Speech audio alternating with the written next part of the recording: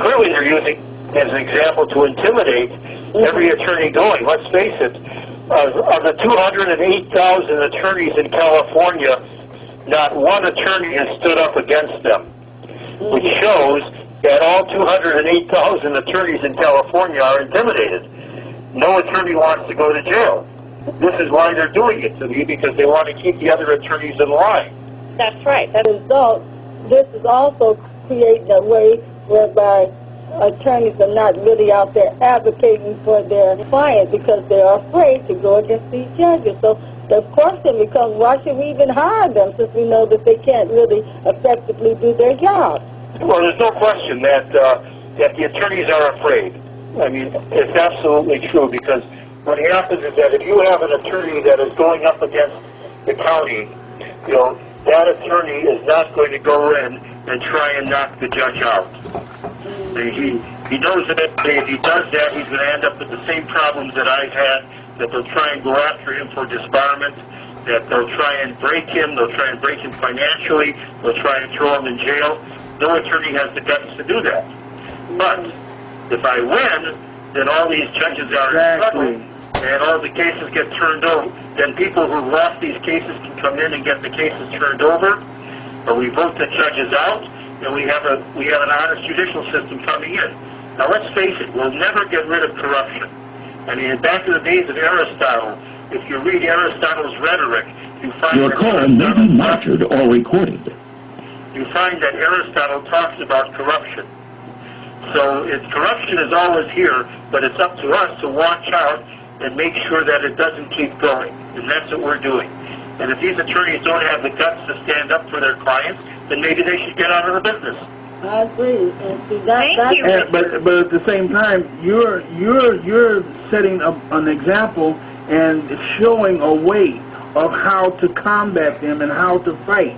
And see, and this is probably something that they did not know how to do. So they know how to do it. Oh, they do. Okay. No, they know how to do it. They just didn't have the guts to do it. Okay. All right. I mean, let me tell you, an attorney takes an oath to hold up the law and to follow the Constitution. We take the same oath that the judges do. And if the judges didn't follow that oath, so the attorneys didn't follow that oath. And it's a two-way street here. And just like the supervisors take an oath to uphold the Constitution, and yet they ended up paying out all the money illegally. So everyone got together on this. And when I say they got together, they individually decided that they would not follow the oath. And basically, and the whole system fell apart, because all these people decided that they wouldn't follow the oath. And then when I came in and I found out what was happening, then they decided it was easier to try and stop me out than it was for them to decide to follow the oath that they took to follow the Constitution. Well, now it's all coming to light. And now a lot of people are feeling very, very uncomfortable. When you're sitting in front of the courthouse tomorrow, there are going to be probably 200 judges that are in that courthouse that are going to be feeling very, very unhappy, because the sunlight is going to be shining down on them, and they don't know what to do. In fact, Bennett has come out essentially and said that if you stop this fight, they will drop everything, but as long as you keep it going, they'll continue to push. To me, what they're doing is, you consider that a bribe? Well, I haven't heard anyone saying that if I stop this fight that they're going to drop anything. Nobody's come up with that offer to me. Well, that's what it's being said, that essentially that Bennett is saying that if you stop this, they will stop. This was on her last interview and posted it inside of the chat room. I don't know if you had enough. I think what Shirley is making reference to is when Leslie said that if you concede... Your call may be monitored or recorded. If you concede and you give Judge Yaffe what he wants, then you can get out. I think that's what she's saying. Well, that's ridiculous, because of the fact that, first of all, the underlying fight is that Judge Yaffe should never have been sitting on the case because he took a bribe. Right. There's no way on God's earth that I'm going to be conceding. My goal is to clean up the system and get these judges off the cases when they've taken bribes. Yep. So there's no conceding that's going to be taking place here. Right. So I think What I want is I want the system cleaned up. I have a very simple position here. The judges took the bribes. They are not fit to be judges. That's right. The real simple answer here. Going in and giving them my assets so that they can then go in and enforce that judgment against that illegal judgment against my assets is not going to do anybody any good. So that's not going to happen. I want them off the bench. Okay, Mr. Fine, let me And ask I want Antonovich off, and I want Antonovich out as a supervisor because he misappropriated $300 million of our money to give to these judges. A person like that does not have to be sitting as a supervisor, along with the other four that are sitting with him. These people have to go. Right now, there's the Pew Research survey came out and said that only 22% of the country believes in the government. And there's a reason for that. The reason for it is that people like Antonovich and the other five supervisors gave out $300 million illegally, and the judges took the money. And that's why we don't believe in them. It's real simple. So what these people are trying to do is to keep their jobs. And I'm saying that they have to go. Mr. Fine, let me ask you this. You know, you're my best friend, and I worry about you. And I do believe that you're going to prevail. I do believe that the United States Supreme Court is going to go forward. But just say, for example, they don't. How far are you willing to go? I'll take it all the way up to the end.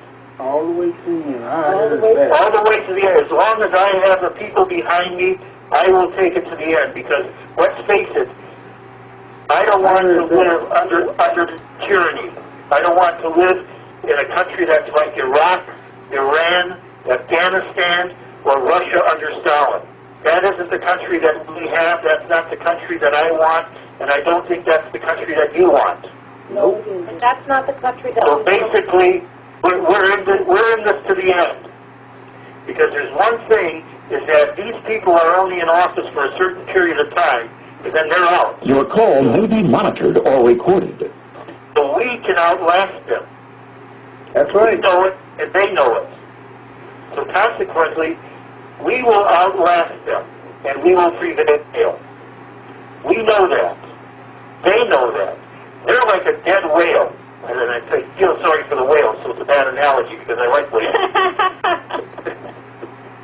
But basically, they're a dying breed. I mean, they know that they're dead. They know that they did wrong. They know that they're dead, and they know that they're on the way out. They're just trying to hang on because they know that we are after them and that we are going to win.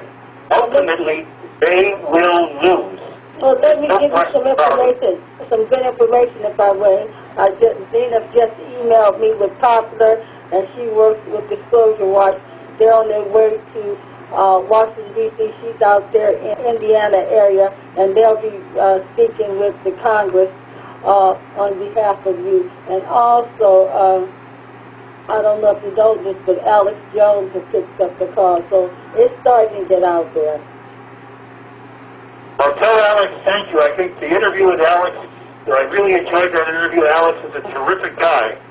Yeah. And we had a very, very good interview, and it's up on YouTube right now, I understand. Right, it So if is. you have a chance, go watch it.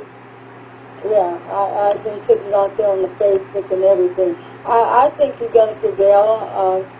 Like I told you before, you were the vessel, and God used you. And in the end, you're the modern day Job. That's what you are. The modern day Job. Well, thank you. I worry about you all the time, but I know you're okay. It sounds to me, the longer you've been in there, the more stronger that you got. Now, I tell you, I could have done it. I would have killed over a long time ago, but that wasn't my assignment. That was your assignment. We wish you well. We do believe that you will be heard. Like I said, Zena just wrote me, said that she's still getting things done. Believe me, he's okay. God's got his back. Let me finish.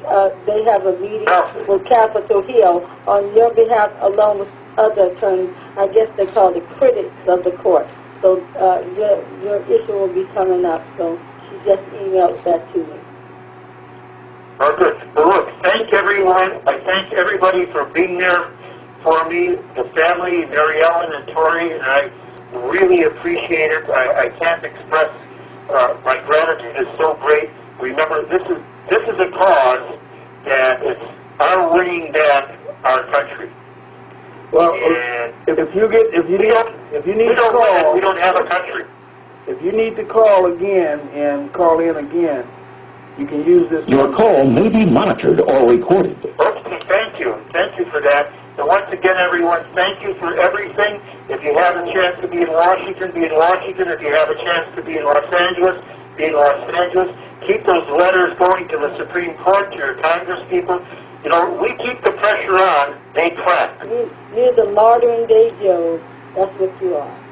The modern day Joe. Oh, thank you. You're the modern day Joe. That's what you are. The modern day Joe. Oh, thank you. We keep the pressure on, they clap.